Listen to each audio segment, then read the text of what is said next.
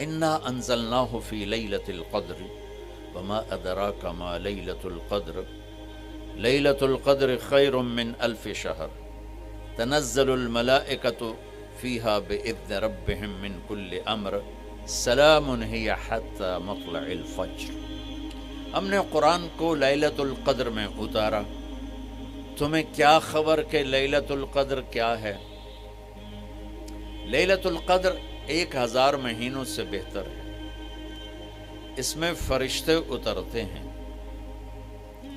اور یہ صبح تک رہتی ہے۔ لفظ قدر عربی میں اس کا ایک مطلب ہے قیمت، سبحان اللہ۔ تو اللہ نے کہا میں تمہیں بتاؤں، آپ سب تاجر بیٹھے ہو، لیلۃ القدر کی قیمت کیا ہے؟ 1000 مہینوں سے بہتر ہے، 1000 مہینوں سے بہتر ہے۔ اب 1 روپے پر 1000 نفع لے سکتے ہیں؟ دنیا میں کوئی ایسا کاروبار ہے؟ جو ہیروئن بیچتے ہیں وہ بھی نہیں لے سکتے۔ اور میرا اللہ کہہ رہا ہے ایک رات 1000 مہینے، یعنی کوئی 82-83 سال۔ یہ تو آ گیا پہلا قدر۔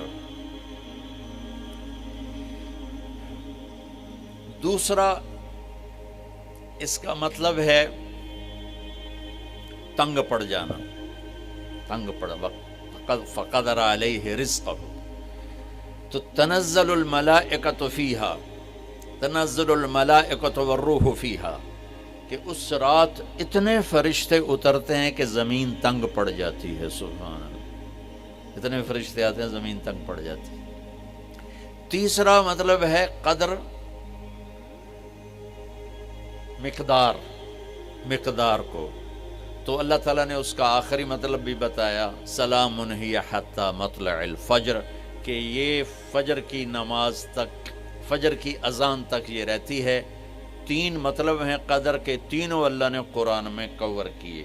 قیمت کیا ہے؟ 1000 مہینوں سے بہتر۔ تنگی کیا ہے؟ فرشتوں سے زمین بھر جاتی ہے۔ مقدار کیا ہے؟ صبح صادق۔ لیلۃ القدر 27 کی نہیں ہوتی، 21، 23، 25، 27، 29۔ اب یہ 5 راتیں جاگنے چھٹ، آپ لوگ تو ویسے رات کے بادشاہ ہو، جاگ لو۔ تو لیلۃ القدر مسجد میں نہ گزارو، گھر میں گزارو۔ یہ مسجدوں میں اشتہار لگ جاتے ہیں، فلاں کے ساتھ شب قدر گزاریں، فلاں حضرت کے ساتھ شب قدر گزاریں، پھر ادھر کوئی صلاۃ تسبیح پڑھ رہا ہے باجماعت، عورتیں صلاۃ تسبیح کی جماعت کرا رہی ہیں، اور پتہ نہیں اور کتنی عجیب و غریب قسم کی عبادات شروع ہو جاتی۔ یہ نفلی عبادت ہے، میرے نبی گھر میں پڑھتے تھے۔ آپ نے اشراق کے سوا ہر نفل گھر پڑھا، ہر سنت گھر میں پڑھی، تو آپ لیلۃ القدر کو یہ مستورات بھی آپ بھی اکٹھے ہو کے نہیں منانا، الگ الگ مصلی بچھا کر اپنے اللہ سے رونا دھونا کرو، اپنے اللہ کو منانا کرو، میں بھی کروں آپ بھی کریں۔ نوافل کی، جیسے ابھی شب برات گزری تو اشتہار تھے، میں جا رہا تھا ادھر غلام آباد میں، ایک جنازہ ہو گیا تھا، تو اشتہار فلاں حضرت کے ساتھ شب برات گزاریں، فلاں مسجد میں شب برات گزاریں، فلاں جگہ شب برات گزاریں۔ بھائی وہ گھر میں منانے کی ہے، مسجد میں نہیں۔ میرے نبی نے نفلوں کو تنہائی میں ادا کیا، فرض کو مجمع میں ادا کیا۔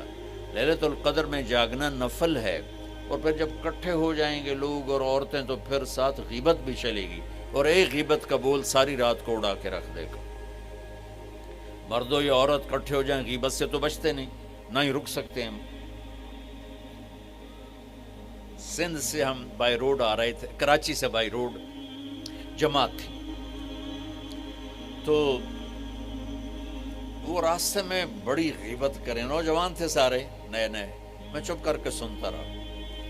جب کوئی 2 دن گزر گئے نا، تو ہمارے پاس بڑی وین تھی، میں نے کہا بچوں ایک نصیحت کرتا ہوں، غیبت نہ کیا کرو، مذاق کرو، ہنسا کرو، کھیڑا کرو، غیبت نہ کرو۔ تھوڑی سی میں نے اس پہ بات کی تو بڑے متاثر ہوئے، کہا جی ٹھیک ہے انشاءاللہ آئندہ بالکل نہیں کریں۔ کوئی آدھا گھنٹہ گاڑی میں سناٹا رہا، آدھے گھنٹے کے بعد ایک بولے مولانا جی غیبت نہ کریے تو پھر گلاں کی کریے۔ یہ میرا کلچر ہے. لہٰذا عورتیں عبادت کے لیے بھی اکٹھی ہوں گی تو غیبت شروع ہوگی، مرد مسجد میں اکٹھے ہوں گے وقت ضائع ہوگا، غیبت شروع ہوگی. میرے بھائی بہنوں، ہر نفل کو گھر میں گزار، اپنے گھر کو بابرکت بناؤ، اپنے گھروں میں نفل پڑھو، تلاوت کرو، ذکر کرو. صرف اشراق کے نفل میرے نبی مسجد میں پڑھتے تھے 2 رکعت، باقی ہر نفل آپ نے مسجد میں ادا کی. تو یہ چند چیزیں رمضان کے متعلق میں نے عرض کی ہیں. اب ایک بڑی اہم بات میں آپ کے سامنے عرض کرنا چاہتا ہوں. رمضان کی دولت کس سے ملے گی؟ رمضان کی برکات کس سے ملیں گی اور کون محروم ہو جائے گا؟ Subscribe my channel.